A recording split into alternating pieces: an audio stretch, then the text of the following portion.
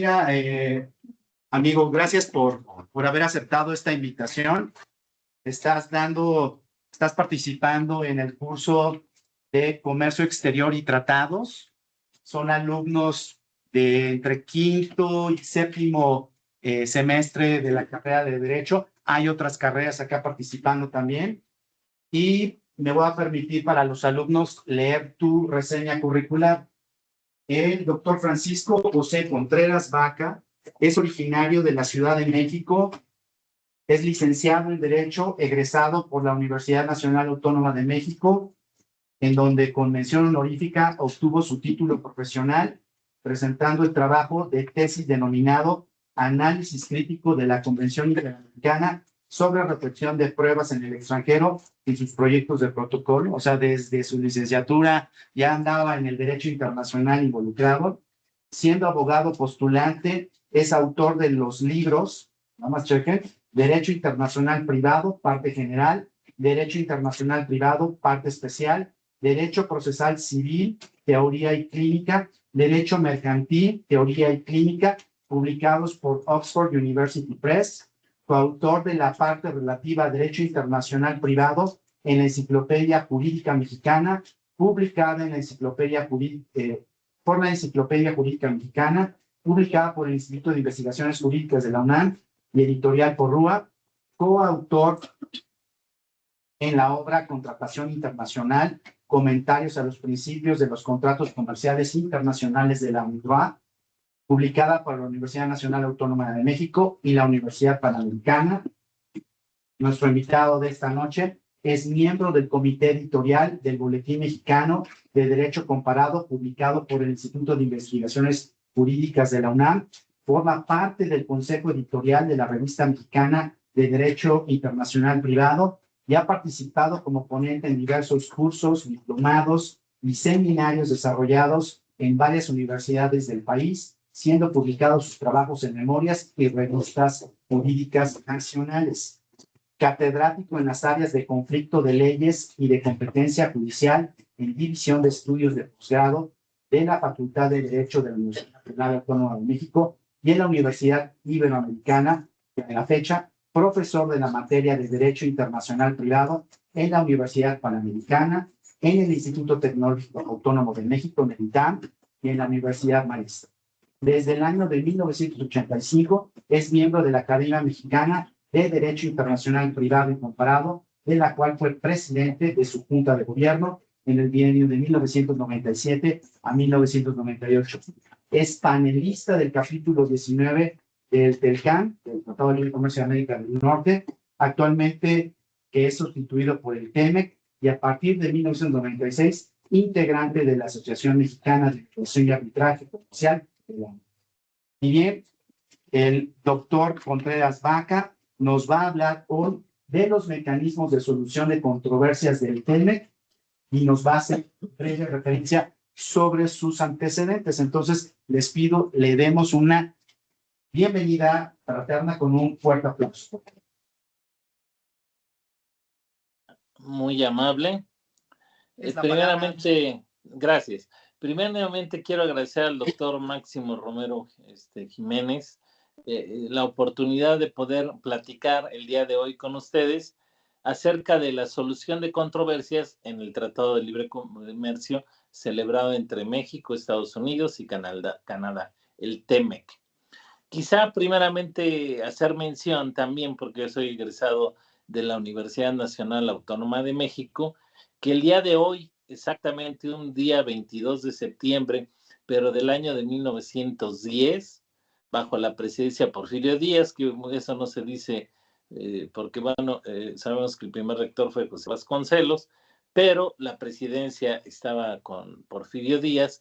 Se inaugura exactamente el día de hoy, hace 115 años, la Universidad Nacional Autónoma de México, que hasta la fecha sigue siendo un pilar importante para el desarrollo académico de nuestro país. Bueno, eso felicidades, es cosa aparte. Francisco, felicidades.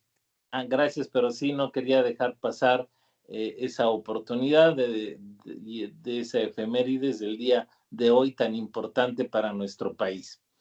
En segundo lugar, bueno, como ya dijo el doctor Romero, voy a hablarles ahora de la solución de controversias en el Tratado de Libre Comercio de América del Norte. Bueno, antes era Tratado de Libre Comercio de América del Norte, hoy Tratado de Libre Comercio entre México, Estados Unidos y Canadá, el TEMEC.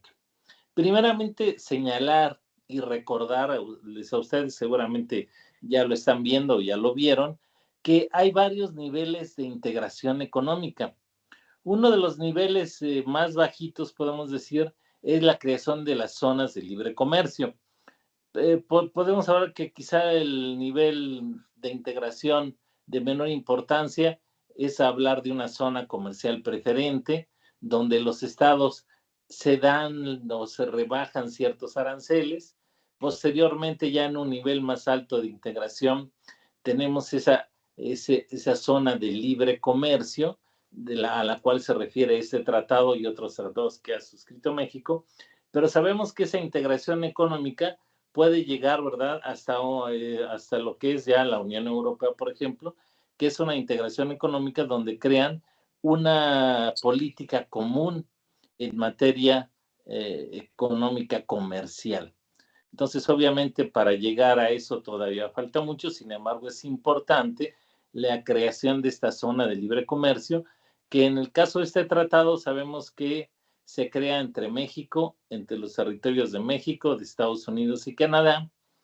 También recordar, bueno, primeramente que México tiene 14 tratados de libre comercio suscritos a la fecha, de los cuales abarcan 52 países.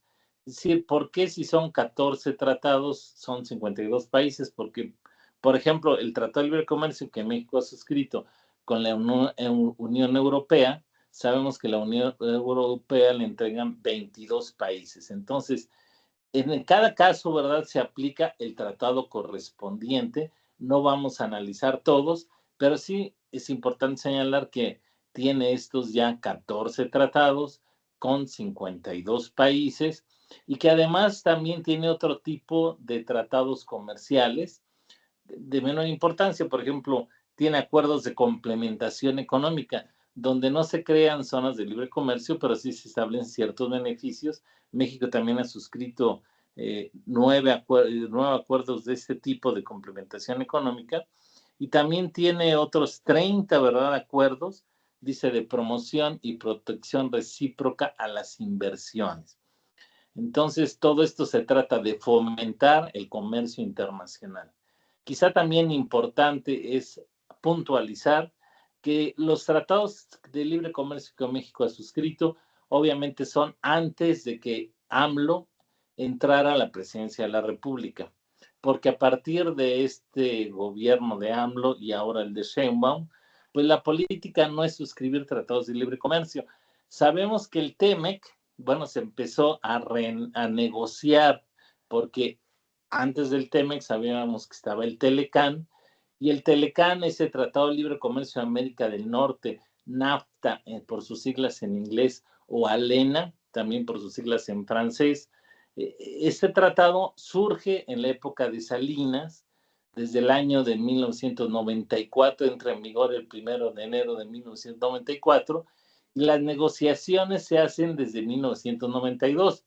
Incluso en la época de Salinas, por ejemplo, para la negociación, se hizo una comisión intersecretarial compuesta de varias secretarías de Estado, encabezada por la Secretaría de Comercio y Fomento Industrial, ahora Secretaría de Economía, y las negociaciones tardaron casi año y medio, ¿verdad? Estas negociaciones del tratado se hicieron grupos de negociadores y eso trajo como consecuencia, sabemos, este Tratado de Libre Comercio de América del Norte, que entró en vigor en los 3 países a partir de 1994 y que duró hasta el año 2020, ¿verdad? Cuando entra o lo sustituye este tema, que el 29 de junio de 2020 es cuando entra el Tratado de Libre Comercio entre México, Estados Unidos y Canadá. Entonces, el TEMEC funcionó pues de 1994 al 2000. ¿Cuántos años estamos hablando? 26 años, 25 años, 26 años duró el TEMEC.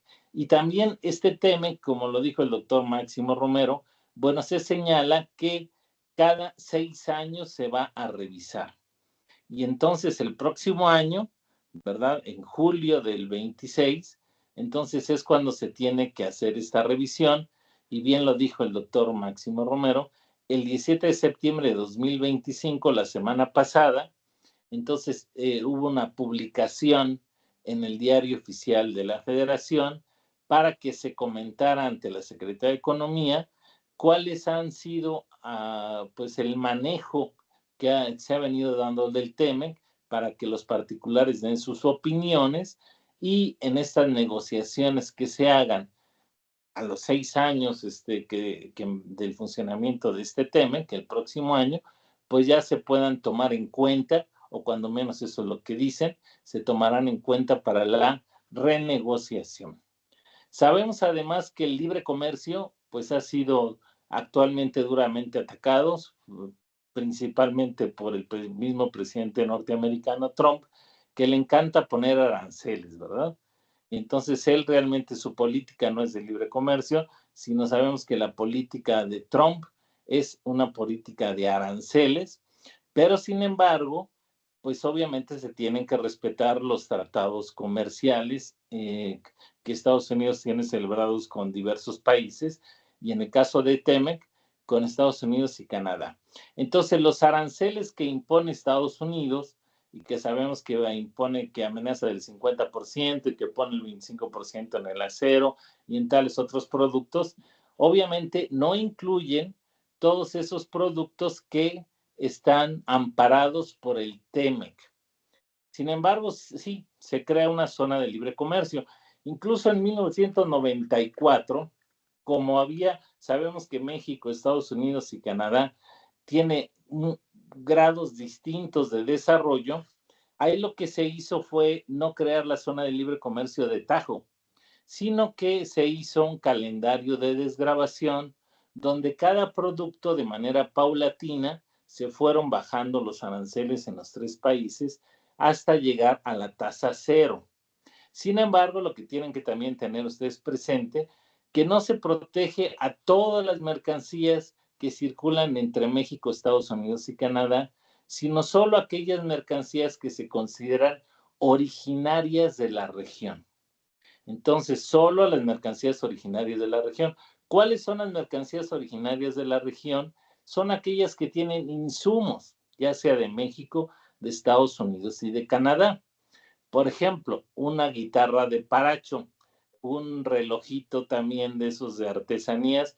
Saben, ustedes me pueden decir, bueno, muchas veces la maquinaria es china, ¿verdad? Es decir, las manecillas del reloj no son originarias de la región, muchas veces son de China. En materia de autopartes también, muchas procederán de México, Estados Unidos y Canadá, pero también muchas veces algunas partes de los automóviles son producidas por otros países y entonces aquí se establece un límite, ¿verdad?, de insumos ajenos a la región.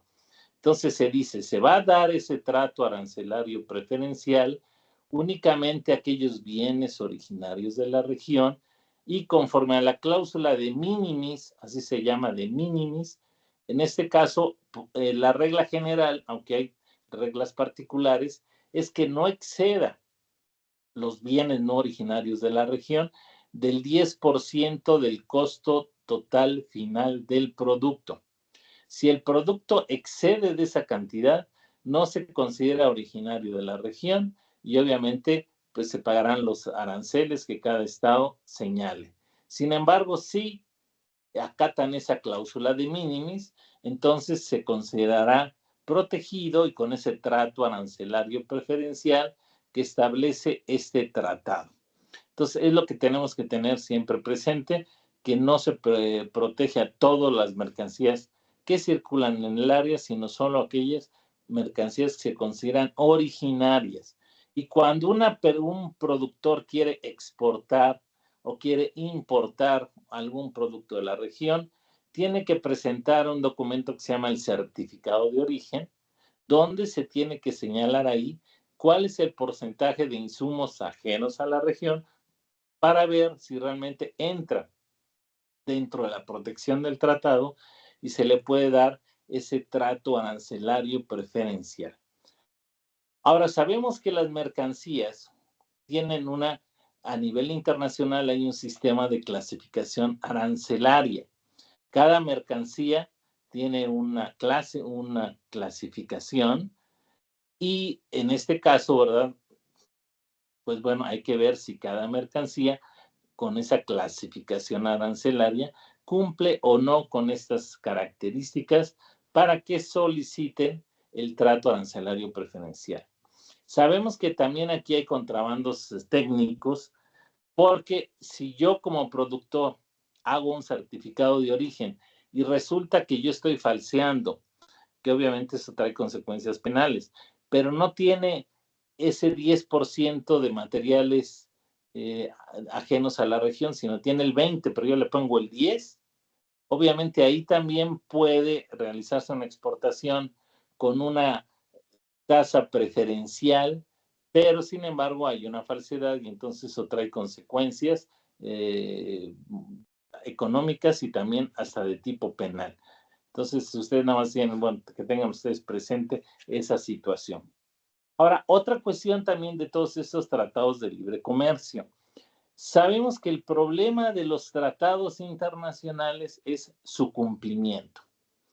Y aquí Estados Unidos, que es un país muy poderoso, pues es muy difícil exigirle a Estados Unidos que cumpla los tratados. Los cumple cuando quiere y cuando no, los incumple. Entonces, por eso es tan importante que se establezca en estos tratados un mecanismo de solución de controversias. Porque, bueno, sabemos que a nivel internacional también existen tribunales internacionales. Por ejemplo, está la Corte Penal Internacional, la Corte Internacional de Justicia, el Tribunal de Derecho del Mar, la Corte Interamericana de Derechos Humanos, en fin, son tribunales internacionales que tienen una jurisdicción específica y sabemos que es tardada la solución. Pero, sin embargo, a nivel internacional se señala que esto, o se dice que estos tribunales son tribunales de excepción, porque a diferencia que ustedes como particulares, que obviamente mañana pueden recibir un emplazamiento a juicio de un juzgado civil familiar o los pueden detener por un juez penal, puede ordenar su detención. Y ahí, aunque ustedes no hayan dicho, no, yo me sujeto a la jurisdicción de los tribunales, sabemos que en ese caso uno está sujeto a esa jurisdicción de los tribunales internos, pero a nivel internacional es distinto. Los estados únicamente están sujetos a la jurisdicción internacional cuando se acepta la misma en un tratado internacional. Entonces, en estos casos, cuando hay una controversia respecto de los compromisos que se hicieron dentro del tratado, en este caso dentro del TEMEC, pues no nos vamos a los tribunales internacionales, sino nos vamos a los mecanismos. Bueno, en el caso del Telecán había varios mecanismos, pero en el caso del TEMEC, pues nos vamos al mecanismo de solución de controversias que establece este tratado. Quizás señalar que este mecanismo de solución de controversias no es jurisdiccional, sino que se establece mecanismos alternos de solución de controversias. A nivel internacional también se utilizan. Sabemos que además de los tribunales, también hay órganos arbitrales, es decir, ¿cuáles son los mecanismos alternos de solución de controversias? Por ejemplo, los buenos oficios, así se llama a nivel internacional, que sería la negociación, que ahorita quizá lo vamos a comentar un poco, la mediación, la conciliación y la última instancia, que a diferencia de las otras se llaman autocompositivas, porque en una mediación, en una negociación, en una conciliación, las partes resuelven sus diferencias llegando a un convenio o a una transacción. Igual los estados, así también los representantes de los estados utilizan estos mecanismos. En el arbitraje se dice que es un mecanismo heterocompositivo, porque ahí un tercero, el árbitro, que en este caso vamos a ver que es el panel, así se les llama panel o panel, que después vamos a entrar a ese comentario, pero bueno, este panel arbitral, que tiene una naturaleza arbitral, es el que determina, ya sea que las partes, y al hablar de las partes a nivel internacional estamos hablando aquí de los gobiernos, de los estados, ya sea que los estados estén de acuerdo o no. Entonces vamos a ver que aquí se va a dictar un laudo arbitral, que en este caso se llama informe, como lo vamos a puntualizar posteriormente. Y claro, aquí lo interesante va a ser cómo obligar, por ejemplo, a Estados Unidos a cumplir un informe del panel. Yo fui panelista en el Telecán y en ocasiones, obviamente, cuando Estados Unidos no cumplía con las obligaciones que se establecían en el Telecán, pues salía condenado y, bueno, habría que obligarlo a cumplir, por ejemplo, en el caso del transporte, ¿verdad? Que hubo muchos incumplimientos de Estados Unidos hasta la fecha, donde no permitía, es decir, en la buena manera de ejemplo, por ejemplo, la zona de libre comercio establecía el Telecán y ahora el TEMEC, que se debe de permitir a los transportistas mexicanos, canadienses y norteamericanos, pues prestar sus servicios de manera libre, claro, cumpliendo con ciertos requisitos administrativos, pero entre Estados Unidos, México y Canadá, libremente. Entonces, aquí en México, los trailers de Estados Unidos, de Canadá, ingresan sin problemas, pero cuando un trailer mexicano quería ingresar, o todavía a la fecha quiere ingresar a Estados Unidos, pues entonces le ponen muchas trabas. Claro, muchas veces dicen es que los transportes, los trailers son muy viejos, los conductores son muy locos, que sabemos que muchas veces así, si suben un pecero o un camión, ya vemos cómo conducen, ¿verdad? Entonces también dicen, no, es que conducen muy mal, no cumplen las reglas de tránsito, etcétera, pero muchas veces son pretextos encubiertos para no cumplir con las obligaciones. Entonces, bueno, cuando Estados Unidos incumple, o México incumple, o Canadá incumple, pues en este caso el panel puede establecer un laudo arbitral contrario a sus intereses. Y aquí el problema, vamos a ver cómo se cumple. Ahorita les voy a dejar con esa duda. ¿Cómo obligamos a Estados Unidos a cumplir con la decisión de un panel binacional? Entonces, hablando de esos mecanismos, porque vamos a ver que tanto los buenos oficios como la mediación, como la conciliación, como el arbitraje, se utilizan en este Tratado de Libre Comercio, ¿verdad? Celebrado entre México, Estados Unidos y Canadá, TEMEC, el TEMEC. Bueno, quizá nada más para puntualizar, me imagino que ustedes ya lo saben, pero para puntualizar, ¿en qué consisten los buenos oficios? Bueno, los buenos oficios son la negociación. Aquí en este caso no interviene un tercero, sino que únicamente los estados, por ejemplo, en el caso del TEMEC, dan las bases técnicas suficientes. Por ejemplo, les prestan salones dentro del secretariado, que vamos a hablar después del secretariado del Tratado de Libre Comercio, que es un órgano para el funcionamiento del acuerdo. No nada más son palabras al aire, sino que tiene órganos de funcionamiento. Aquí se les da un salón, se les dan insumos, se les dan quizá traductores, para que las partes que sean los representantes de los gobiernos de México, Estados Unidos y Canadá, pues puedan llevar a cabo una negociación. Esta es una primera instancia que se utiliza. Después también viene, por ejemplo, la mediación. En ocasiones, también cuando hay un conflicto entre alguno de estos tres países, se puede hacer una mediación donde un tercero, que es el mediador, interviene. ¿Y cuál es la diferencia de la mediación y la conciliación? Bueno, sabemos que el mediador no propone soluciones. El mediador trata de acercar únicamente a las partes en conflicto, puntualizar realmente cuáles son esas partes en desacuerdo y empezar a resolver una por una, pero no propone soluciones, a diferencia de la conciliación, donde ya, bueno, hablamos de un conciliador, donde el conciliador sí propone soluciones. Si uno dice, no, es que yo quiero 20 y el otro dice, no, son 40, a lo mejor el conciliador dice, pues que sean 30. Y entonces, de esa manera, pues procurar que las partes resuelvan mutuamente de manera satisfactoria la controversia o el disenso.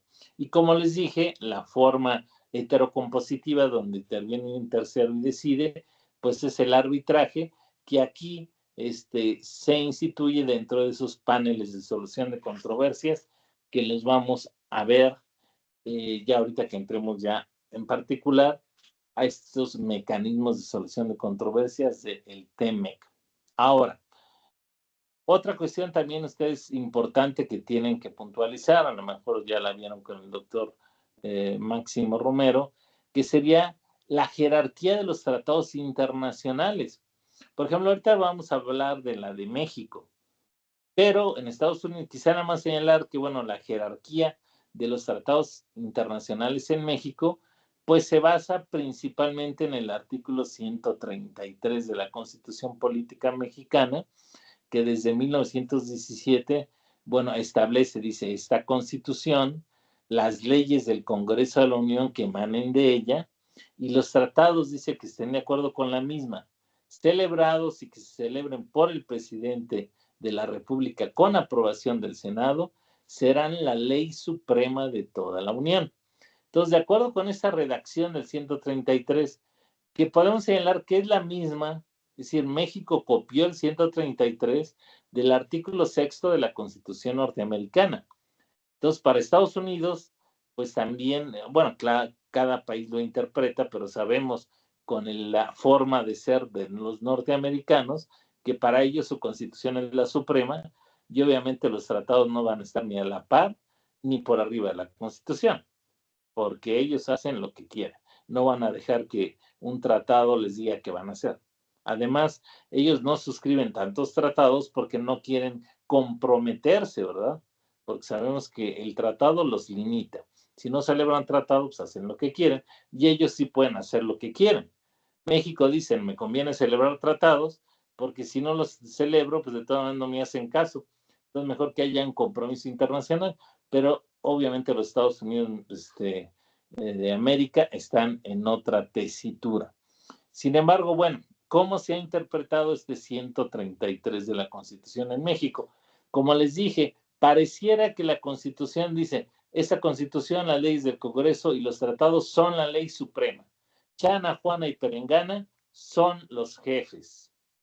Sin embargo, la Suprema Corte de Justicia, cuando realmente era Suprema Corte de Justicia, perdón que me meta en cosas políticas, pero ahí había determinado, todavía es así, ese es el criterio, que la Constitución en México es la suprema.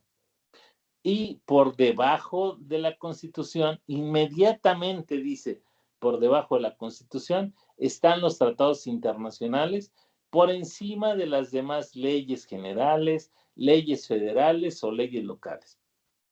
Y que entre ley federal y ley local sabemos que no hay jerarquía, sino que son diversos ámbitos de competencia.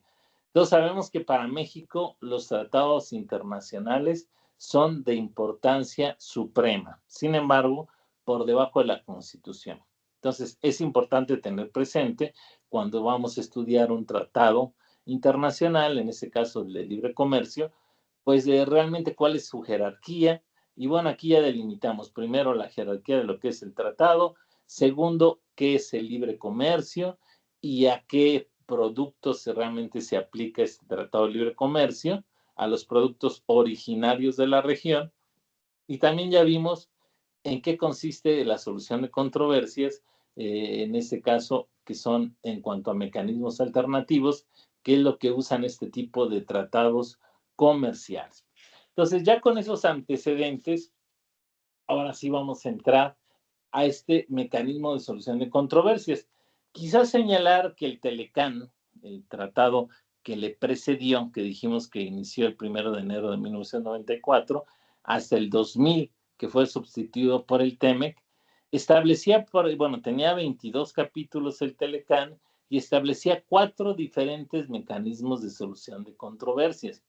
Había un mecanismo general en el capítulo 20, había un mecanismo para prácticas desleales de comercio en el capítulo 19, donde yo participé como panelista, como árbitro. Había también un capítulo, un mecanismo para inversiones, el capítulo 11, y otro mecanismo también, ¿verdad?, para propiedad intelectual, el capítulo 14. Eran 4 mecanismos, que en realidad la razón de ser fue que para cada uno de los capítulos del tratado se estableció un grupo de negociadores, y pues yo creo que aquí no tuvieron una suficiente engrane, y bueno, cada uno creó este capítulo de solución de controversias. En el TEMEC, lo que se hizo, y para mí estuvo correcto, decir, ¿para qué hay 4 mecanismos? Pues mejor vamos a hacer uno solo que sirva para todo.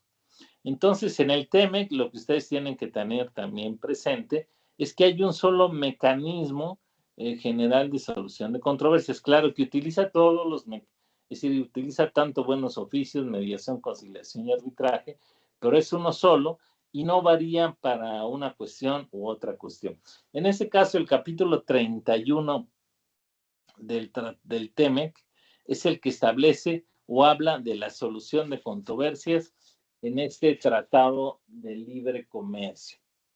Y bueno, ¿qué dice este capítulo 31?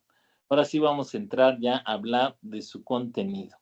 Primero, por ejemplo, el artículo 31.1 dice, los estados deben de tratar primeramente de arreglar, bueno, no habla de los estados, sino que dice las partes. Sin embargo, cuando hablamos de las partes, sabemos que las partes son México, Estados Unidos y Canadá, ¿sí? Esos estados.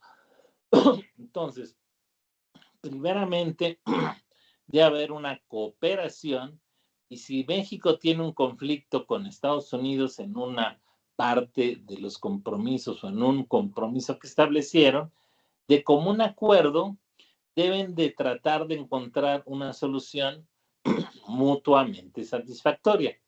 Es decir, y aquí tienen 30 días. Es decir, si Estados Unidos no está incumpliendo, yo hablo con la autoridad, es decir, la autoridad mexicana correspondiente, habla con su homólogo de Estados Unidos y le dice, aquí estás incumpliendo con este compromiso, por lo tanto, pues ahí te pido que ya no sigas incumpliendo, mira, vamos a cumplirlo, yo considero que, en fin, tratar de llevar a cabo ahí una negociación, pero sin intervención de las autoridades del tema, que ahorita vamos a ver cuáles son, sino que ellos mismos, dice, lleguen a una solución mutuamente satisfactoria. Quizá también establecer o señalarles que no se los había puntualizado. Estos tratados de libre comercio no únicamente son una serie de compromisos al aire, como les dije, sino que tienen sus órganos de funcionamiento. En caso del TEMEC, bueno, en caso de los tratados de libre comercio, porque no es exclusivo del TEMEC, está la Comisión de Libre Comercio. Esta Comisión de Libre Comercio, que está integrada por representantes de México, Estados Unidos y Canadá, podemos señalar que es el órgano superior del tratado, la Comisión de Libre Comercio, que tiene muchas funciones, entre ellas, como vamos a ver, intervenir en la solución de las controversias que se lleguen a dar. Y un segundo órgano, que es el órgano ya ejecutor, el órgano que hace que funcione, que se maneje el Tratado de Libre Comercio, desde organizar las conferencias, la integración de los paneles, etcétera, etcétera. Tiene muchas funciones, que es el secretariado del Tratado de Libre Comercio, así se llama el secretariado del tratado, que está compuesto por 3 secciones nacionales. Es decir, hay una sección del secretariado en México, que está en la Secretaría de Economía, otra en Estados Unidos y otra en Canadá.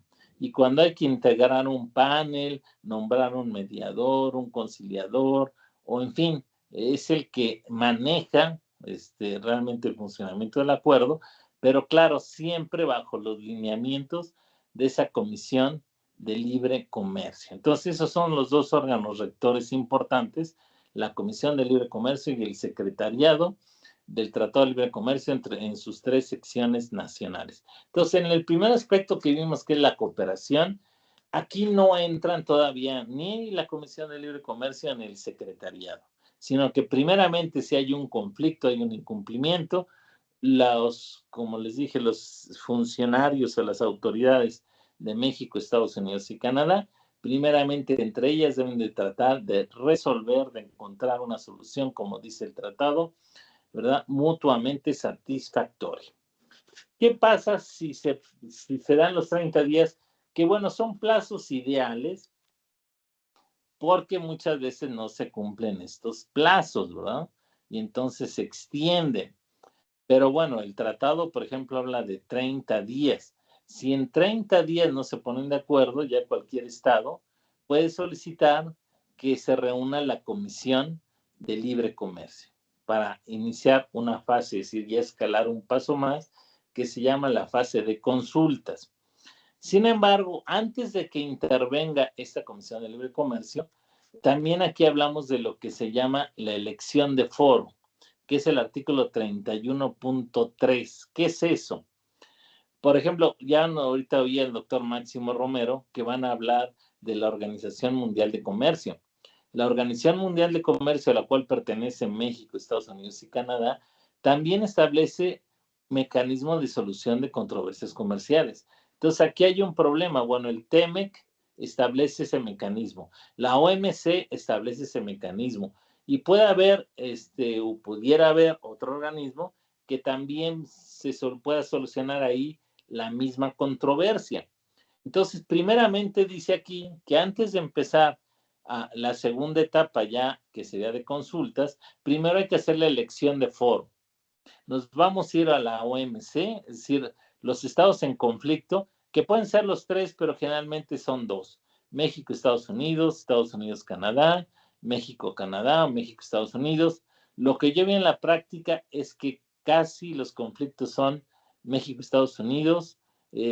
Había pocos conflictos entre México y Canadá, y obviamente Canadá con Estados Unidos también tiene bastantes conflictos, pero generalmente son dos. Sin embargo, el tercer país, si quiere intervenir, es decir, aunque sea un problema entre Estados Unidos y Canadá, México, por ejemplo, puede intervenir en la figura que se llama como amicus curiae, ¿verdad? Amicus curiae, o amigo de la curia, o amigo del tribunal, como hoy también a nivel interno se utiliza. Incluso en el Código Nacional de Procedimientos Civiles y Familiares se habla de esos amigos del tribunal.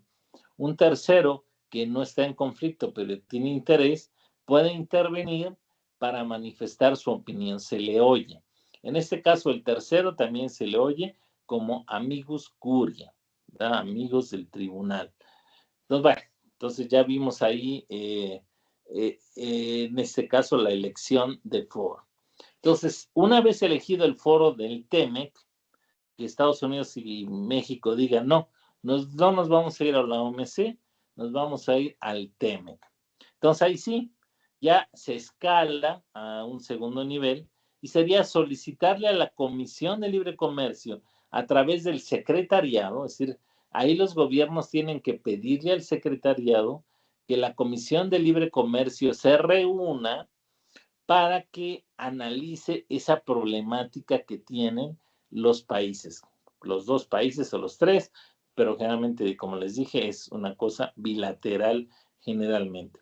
Entonces, también aquí se tiene que reunir la Comisión de Libre Comercio, y la Comisión de Libre Comercio tiene 30 días para dar la solución a la consulta que le piden, y ahí dice puede tomar dos vertientes. Una, que ordene que se crean grupos de expertos, es decir, en el TEMEC se hablan de, bueno, igual que en Estados Unidos se habla de expert witness, testigos expertos, que son los peritos. Es decir, aquí puede nombrar a un grupo de peritos en esa materia específica para que le den su opinión, o también la Comisión de Libre Comercio puede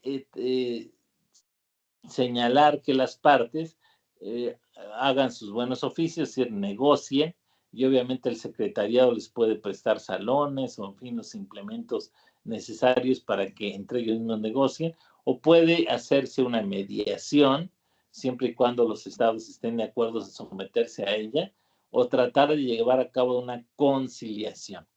Entonces, esa es la actividad que hace la Comisión de Libre Comercio en esta etapa de consultas.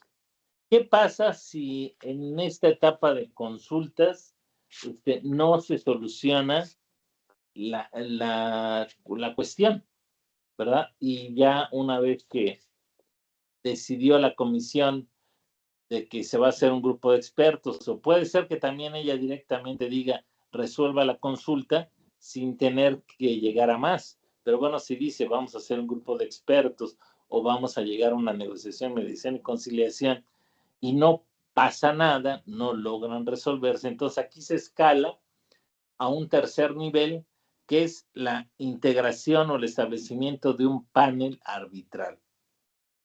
Aquí, si los van desde el Telecán, me acuerdo que la palabra más común es hablar de panel arbitral. Sin embargo, no lleva acento. Es decir, si vemos el texto del TEMEC, no lleva acento, y entonces sería panel.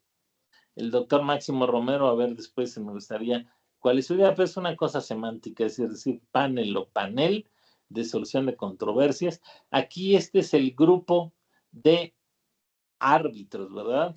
Que van a resolver el conflicto de manera vinculante para los estados, quieran o no quieran, el panel o el panel, entonces es el que establece la forma de solución. Entonces, una vez que ya se solicita la integración. Paco, sí, te comento sí, brevemente.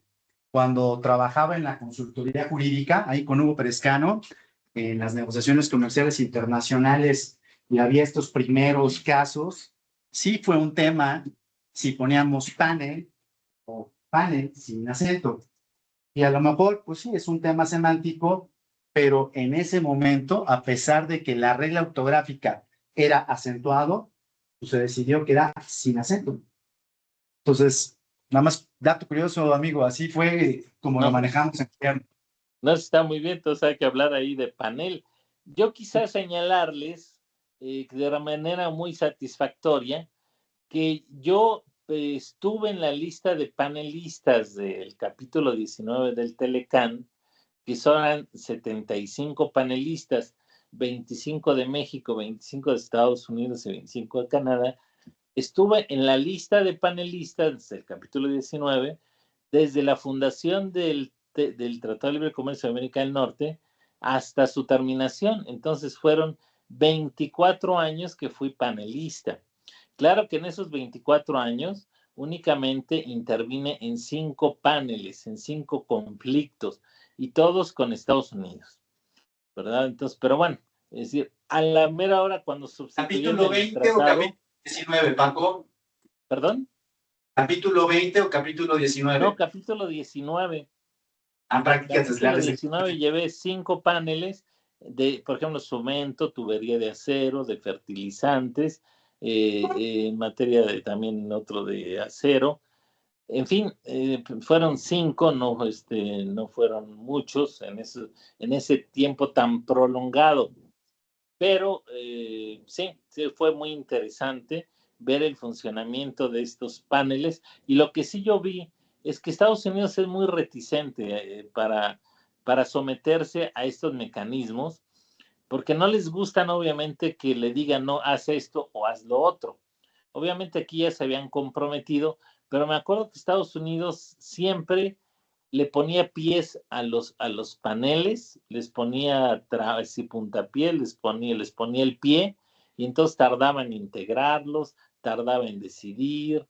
Incluso a los panelistas, a mí me acuerdo que no me querían pagar, porque sí, a los panelistas les pagan, hay una tarifa para panelista, y pues obviamente ya cuando sea uno no ve que uno está trabajando y pues le tienen que pagar, no le pagan, pues también muchos se desanimaban.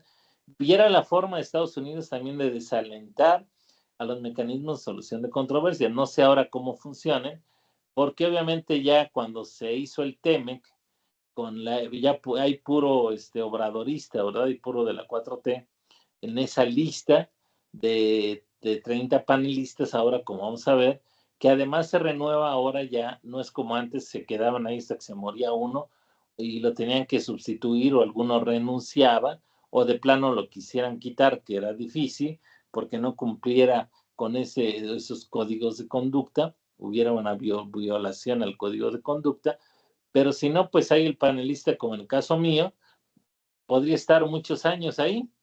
Yo dije, si nos liquidan, pues ya estuvo que ya la hice, ¿verdad? Pero no, obviamente, no liquidaron a nadie y entonces ya nada más nombraron unos nuevos que ahora ya vamos a ver que están 3 años únicamente. Pero bueno, entonces ya cuando se solicita a través del secretariado, de la sección del secretariado correspondiente, el Estado solicita la integración de un panel, entonces en este caso, bueno, los paneles, ¿verdad?, se integran por 5 panelistas.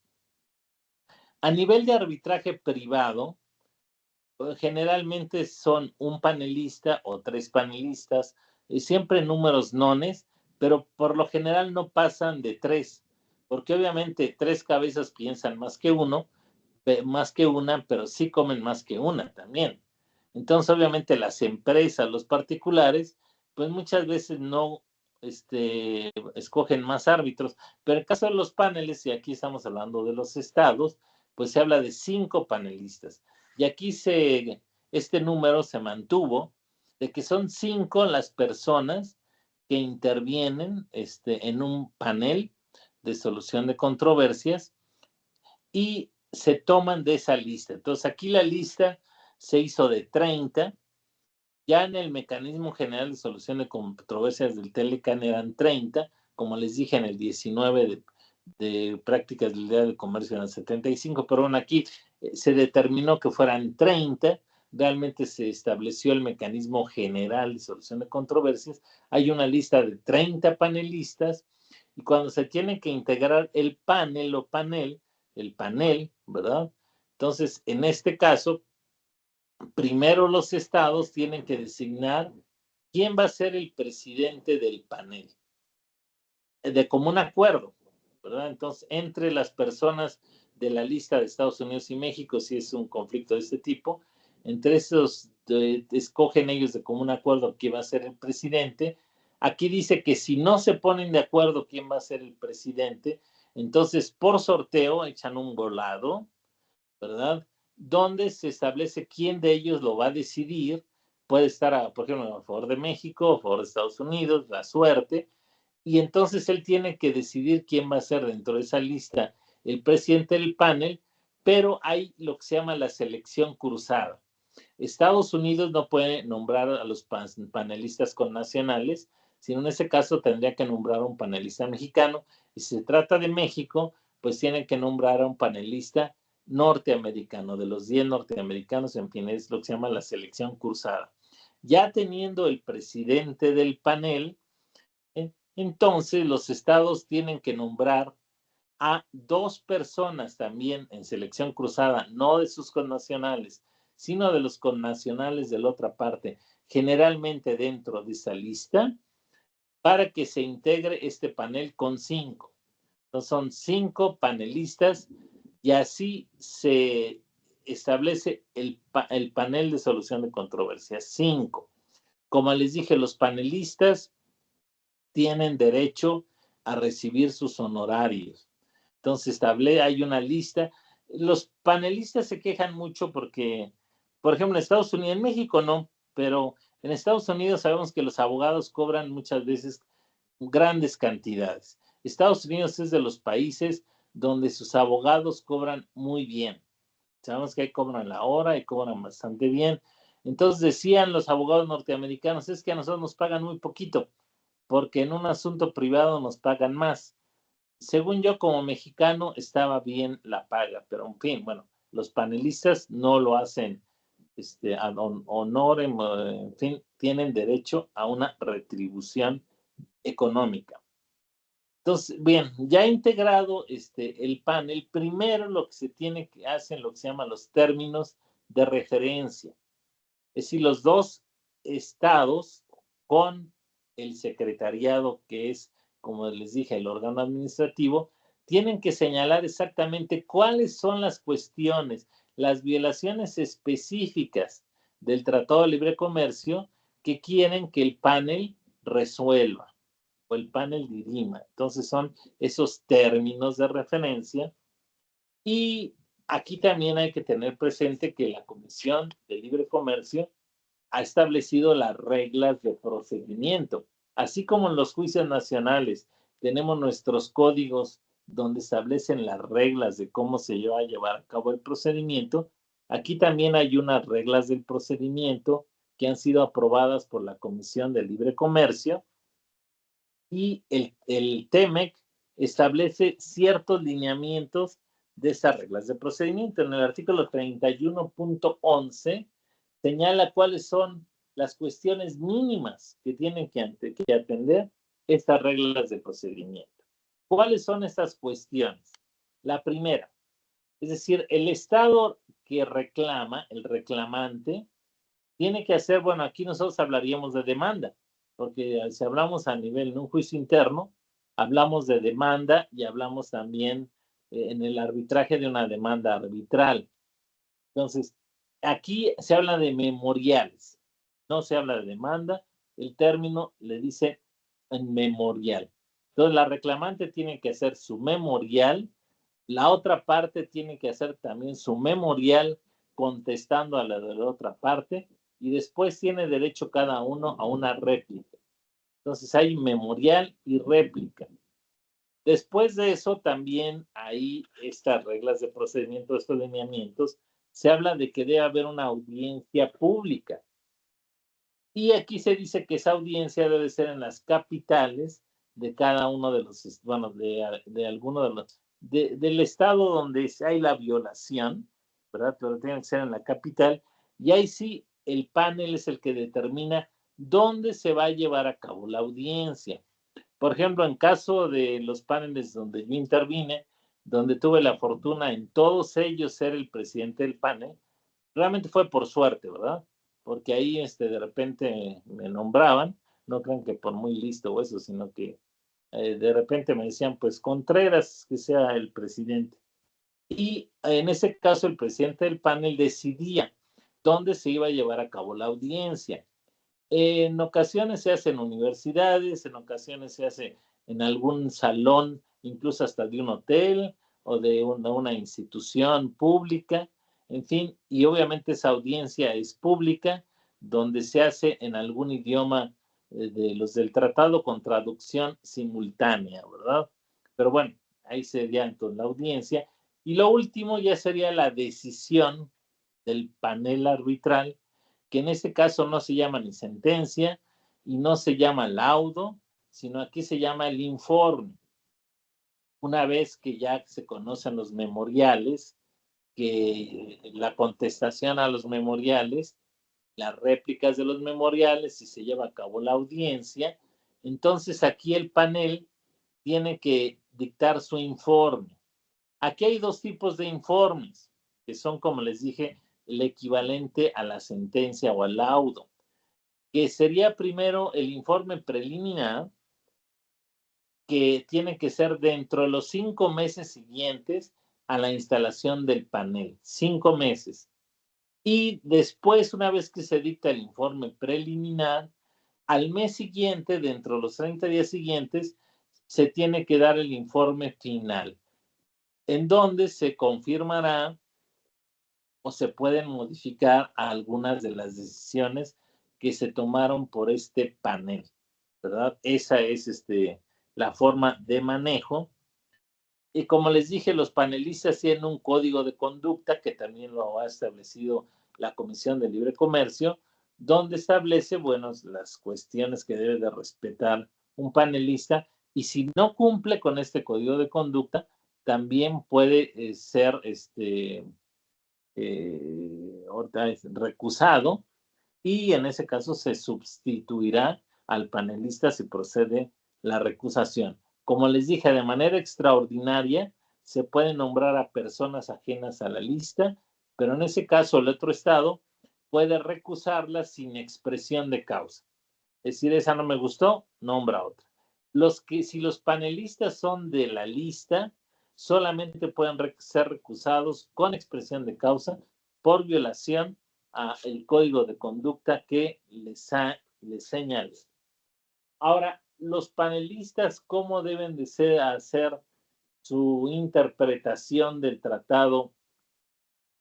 Aquí, por ejemplo, el artículo 31.13 del TMEC se dice que obviamente hay que ver, debe ser a la luz de la Convención de Viena sobre el derecho de los tratados y también a la luz de la Convención de Nueva York sobre el reconocimiento de sentencias arbitrales extranjeras y la Convención Interamericana sobre Arbitraje Comercial Internacional. Eso para resolver. En este caso, las decisiones de los paneles de los paneles no son apelables, son definitivas. Ahora, lo interesante, ¿cómo se cumple la decisión de un panel? Por ejemplo, yo, pues bueno, en el caso de los paneles donde intervine, pues en ocasiones Estados Unidos era el que había violado el Tratado de Comercio y se le condenaba a que hiciera la reparación. Como les dije, Estados Unidos es difícil que cumpla porque ellos son los países, es el país poderoso y sin embargo, bueno, aquí se establecen los mecanismos de cumplimiento. Entonces, primero se dice que una vez que el panel da su informe definitivo, es decir, da su resolución definitiva, las partes también tienen un plazo, ¿verdad? Que es de 45 días para también, dice, procurar a un acuerdo satisfactorio para el cumplimiento de la decisión. Entonces, se trata que las partes digan, bueno, que ya perdimos, el panel dijo que yo tengo la culpa, entonces voy a enmendar. ¿Qué pasa si no se hace la enmienda? Entonces, en este caso, por ejemplo, México, lo que ha sucedido, y ustedes lo han oído en las noticias, entonces, si Estados Unidos, por ejemplo, los aranceles no los está manejando tasa cero, sino que le está imponiendo aranceles en violación al TEMEC, también México de manera equivalente, ¿verdad? Tratando que sea dentro del mismo tipo de productos a que se refiere el conflicto, puede también decir, ok, tú estás imponiendo el 5, el 10, el 15%, yo voy a imponer lo mismo a tales y tales y tales y tales productos tuyos. Es decir, es una manera de retorsión, es decir, una cláusula de retorsión. Tú me haces, yo te hago. Ojo por ojo, diente por diente. No es lo más adecuado, pero en este caso, pues es lo más efectivo, ¿verdad? Y es lo que se hace. Ahora, ¿qué pasa si Estados Unidos dice, no, es que no te mandes? Fueron dos productos y tú me le estás aplicando el arancel a 20. Entonces es excesivo, ¿verdad? El nivel de incumplimiento. Aquí se puede reunir de vuelta el panel para que analice si esta medida de retorsión que se tomó es excesiva o no. Y aquí el panel puede decir, estos son los límites que tú puedes imponer para pues que sea equivalente esa medida en tanto que se cumpla obviamente la decisión del panel. ¿Y qué sucede entonces si no se incumple? Bueno, aquí incluso el Estado, cualquiera de los estados puede decir, me retiro del acuerdo, ¿no? Me retiro del Tratado de Libre Comercio, ya está ahí. Desgraciadamente no hay policía internacional, ni se puede acudir a la Corte Internacional de Justicia. Bueno, esa sería en otra instancia, porque toda la Corte, pues si Estados Unidos y México y Canadá formamos parte de la Corte Internacional de Justicia, se podría hacer ver esta situación ante la Corte. Pero aquí lo importante es que se resuelva dentro del mismo foro del TEMEC. Y podemos señalar que sí ha funcionado con sus asegúnes, ¿verdad? Porque hay decisiones de los paneles que Estados Unidos, sobre todo, no los ha querido cumplir. México siempre los cumple, ¿verdad? Pero Estados Unidos en ocasiones dice no. Por ejemplo, con ese caso del transporte, él alegaba que no era por cuestiones de él, sino porque el transporte se manejaba por los estados de la Unión Americana y que en este caso, como el tratado era federal, no podía obligar a las entidades, a sus entidades federativas y por lo tanto iba a tratar de negociar para que cumplieran con el acuerdo. En fin, puro pretexto, pero sí ha habido incumplimientos a las decisiones.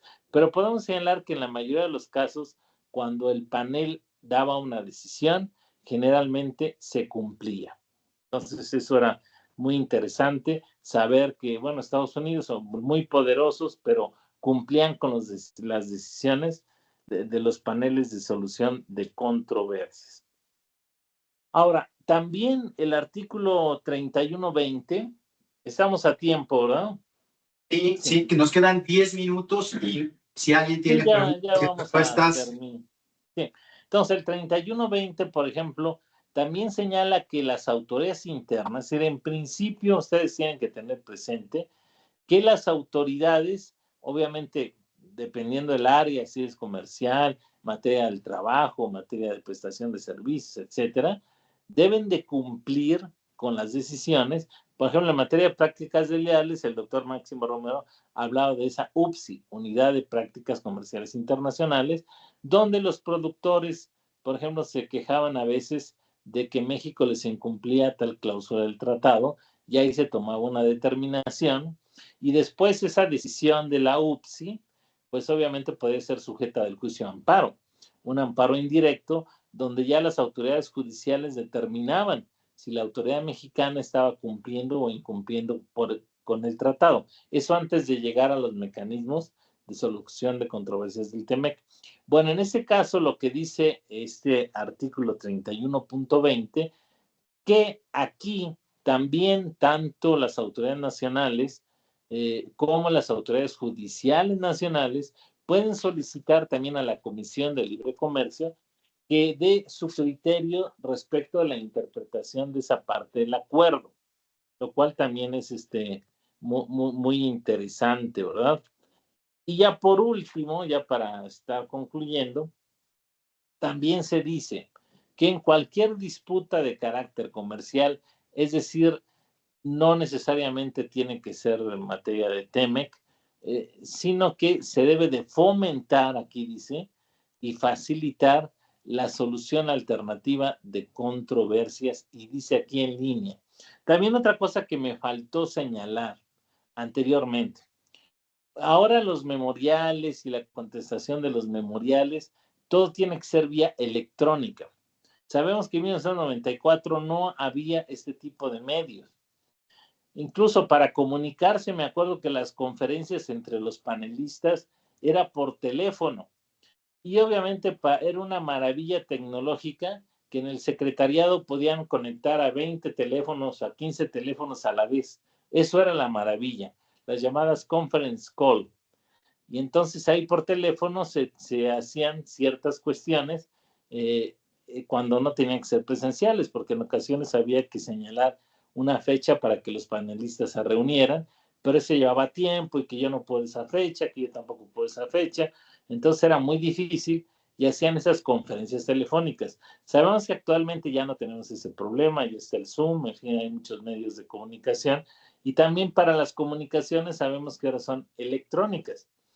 Y antes no. Antes yo me acuerdo que en mi despacho, cuando me llevaban los documentos de las copias de un panel, por ejemplo, de la UPSI, los expedientes de la UPSI son muy grandes y cualquier otro tipo de documentos eran cajas y cajas. Me mandaban 6 cajas enormes de documentos que para ponerlas en el despacho, pues desde ahí empezaba el problema, estaba todo el despacho encimado de cajas y cajas.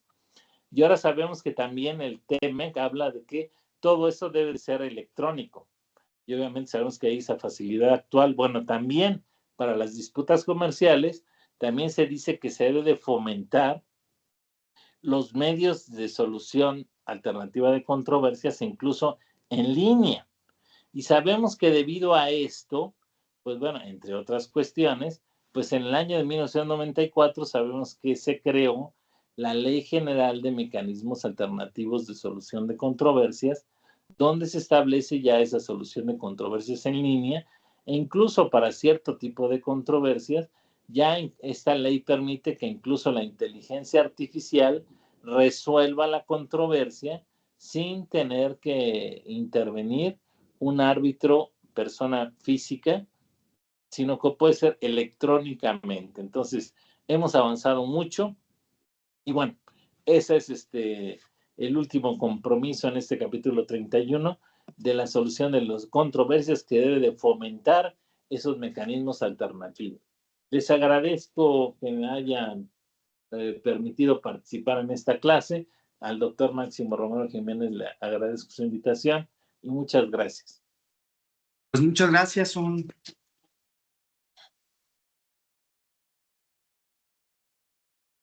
Pues me gustaría, si me permites, Paco, además de felicitarte, abrir a preguntas y respuestas. Hiciste una plática muy interesante y aparte lograste en una hora resumirnos pues un tema que es pues muy complejo, ¿no? Y que obviamente requiere de mucho entendimiento, pero te comento que mucho de lo que platicaste afortunadamente ya lo vimos en la primera parte del curso. Habrá otras partes que mi misión va a ser reforzar lo que tú acabas de comentar para que al final de este curso tengan un buen entendimiento de lo que son los mecanismos de solución de controversias en el TEMEC. Pregunta al doctor. Oye, Paco, Sí, cuando sí, platicabas, Máximo. me recordé, ¿no?, que efectivamente el mecanismo de prácticas desleales de comercio únicamente se ha negociado por Estados Unidos en el TELCAN, ahora TEMEC. Estados Unidos no ha vuelto a querer volver a suscribir ningún mecanismo para prácticas desleales de comercio. Y yo creo que para México ha sido más benéfico que lo contrario. No sé tú qué opines. Sí, bueno, yo veía que sí tenía sus problemas el mecanismo del capítulo 19, pero creo que sí funcionaba. Por ejemplo, yo cuando había problemas entre México y Estados Unidos y el que habían cumplido era el gobierno norteamericano y ahí tenía que ir yo a Washington a la audiencia del panel, pues ahí de pasadita, con que uno va que al Capitolio, etcétera, etcétera. Bueno, ahí su Tribunal de Comercio Internacional, que es el que tomaba esas decisiones sobre prácticas desleales de comercio, pues es un edificiazo increíble, ¿no? Y entonces ahí yo de repente pasaba y le decía, mira, no que no se podía, pues sí. Entonces, muchas veces el panel los obligaba a cumplir, obviamente, e incluso en contra de sus determinaciones.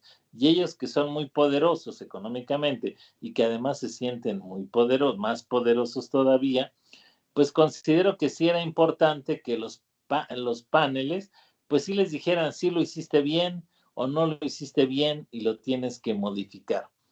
Entonces, como dices, qué lástima que en ese aspecto de solución de controversias no quisieron participar, porque si no les gustaba eso de que les dijeran qué hacer. Y por eso muchas veces incumplían con los paneles porque preferían hacer lo que querían. Y yo lo que sí vi es que siempre ponía a Estados Unidos, el secretariado norteamericano, trabas para la integración de los paneles, tardaban en la designación, incluso tardaban en pagar de manera pues totalmente intencional para desalentar el funcionamiento de los paneles. Todos les ponían piedritas, piedritas, piedritas, piedritas, piedritas, y pues pero bueno, cuando menos lo poco que se podía hacer o lo mucho que para mí sí era una cuestión importante, pues creo que era favorable. Perfecto. Pues Paco, muchas gracias. Te voy a hacer llegar en reconocimiento a nombre del Departamento de Derecho de la UDLAP con esta brillante participación, con esta cátedra que nos acabas de dar. Nuevamente, muchas gracias y ojalá puedas regresar a platicarnos en otra ocasión. Muchas gracias y pues si quieres hasta acá la dejamos esta vez, amigo. Claro que sí, pues muchas gracias a todos y seguimos en comunicación. Gracias. Nos vemos, Máximo, muy amable. Hasta luego.